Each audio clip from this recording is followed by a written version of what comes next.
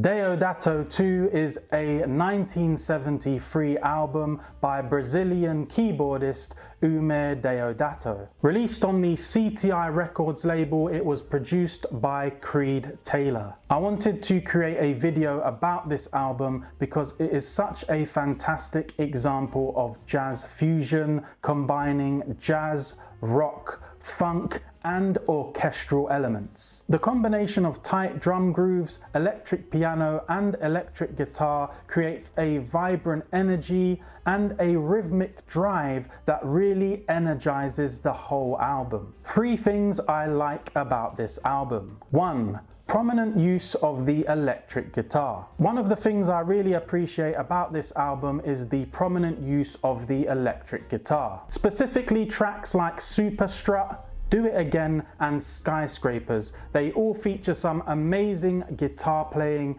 and it's all delivered by John Tropea. His contribution to the album is significant and helps to shape the overall sound and energy of this project. As far as jazz fusion goes, I'd say this is a fantastic example of rock elements woven into compositions. The guitar adds a gritty, distorted texture to the music, injecting what is otherwise a polished production with earthy, soulful attitude. The second thing I like is the orchestral jazz fusion sound. Deodato expertly balances lush orchestral textures with funky electric jazz grooves. This gives his music an irresistibly rhythmic quality and a cinematic sound that feels expansive and assured. Unlike some jazz fusion albums that rely too heavily on jam sessions and raw energy, Deodato 2 feels tightly arranged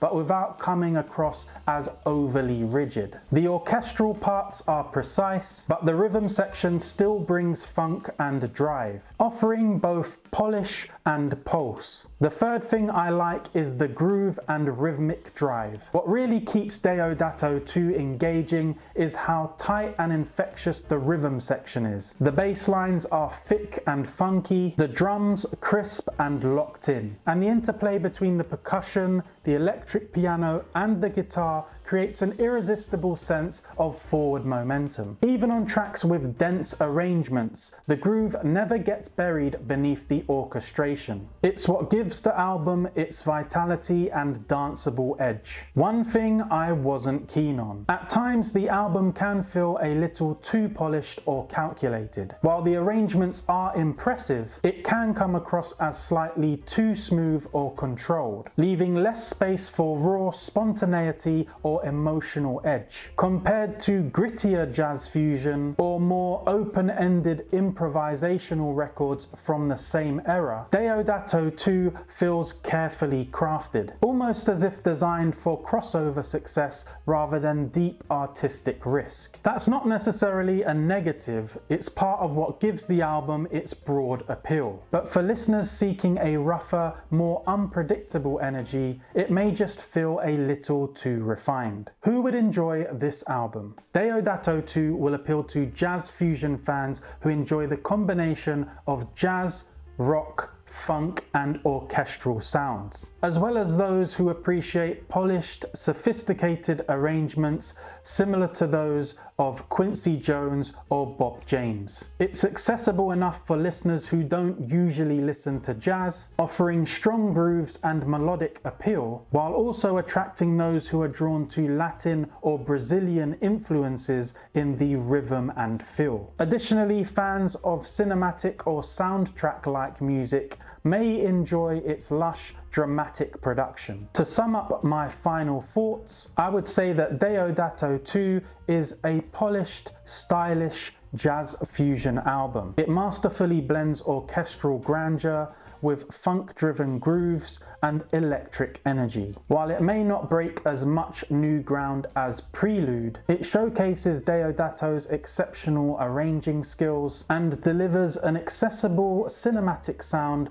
that bridges jazz, funk, and classical influences. While some listeners might find it a little too controlled or slick, its tight musicianship, rhythmic vitality, and lush textures make it a rewarding listen for anyone who appreciates sophisticated, groove-oriented instrumental music. For anyone who's interested, I will drop links below, either in the description or a pinned comment, to some of the tracks that I enjoyed most off of this album.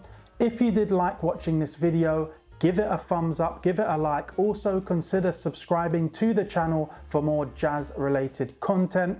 Other than that, I'd like to thank you for watching. I will put a video in the corner now for you to continue hanging out if that's something you would like to do. Other than that, I hope you have a great day and thank you for watching. I will catch you in the next one. Peace.